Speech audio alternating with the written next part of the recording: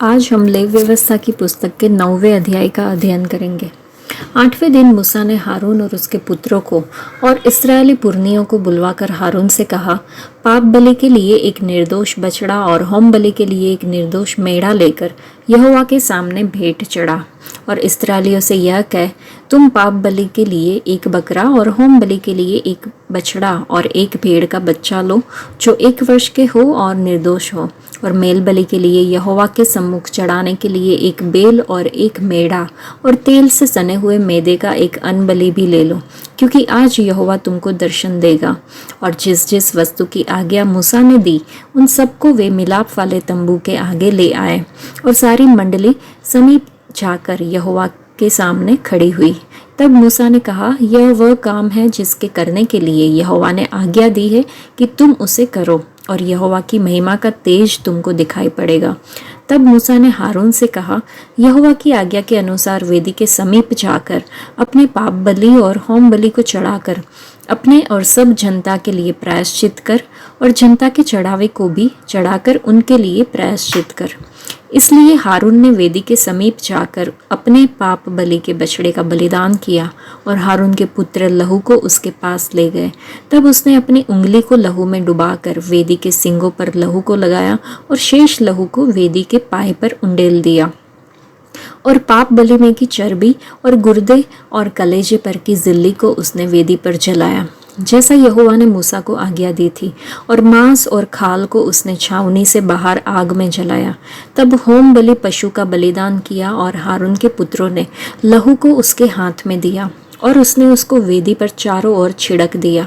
तब उन्होंने होम बलि पशु को टुकड़े टुकड़े करके सिर सहित उसके हाथ में दे दिया, और उसने उनको वेदी पर जला दिया। और उसने अंतड़ियों और पावों को धोकर वेदी पर होम बलि के ऊपर जलाया। तब उसने लोगों के चढ़ावे को आगे लेकर और उस पाप बलि के बकरे को जो उनके लिए था लेकर उसका बलिदान किया, और पहले के समान उसे भी पाप बलि करके चढ़ाया। और उसने होम बलि को भी समीप ले जाकर विधि के अनुसार चढ़ाया, और अन्न बलि को भी समीप ले जाकर उसमें से मुट्ठी भर वेदी पर जलाया। यह भोर के होम बलि के अलावा चढ़ाया गया।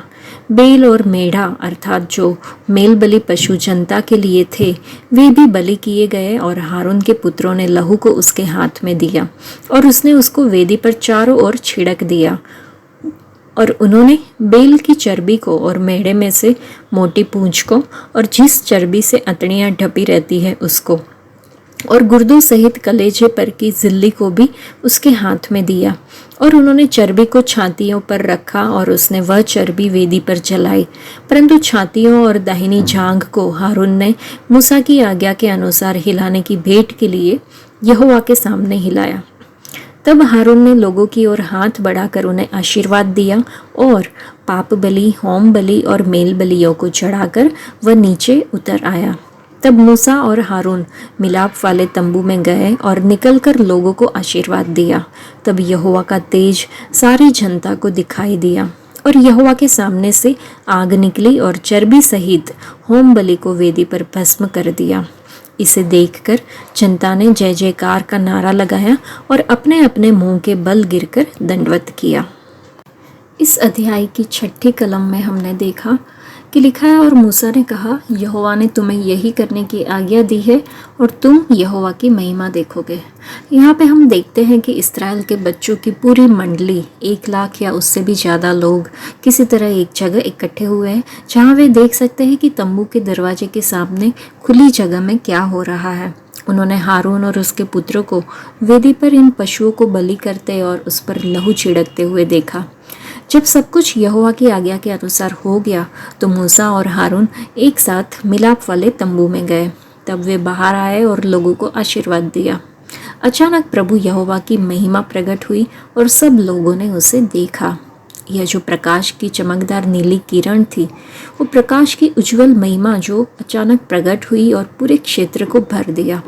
और तब उसमें से एक अलौकिक आग निकली और होम बलि और वेदी पर की चर्बी को भस्म कर दिया।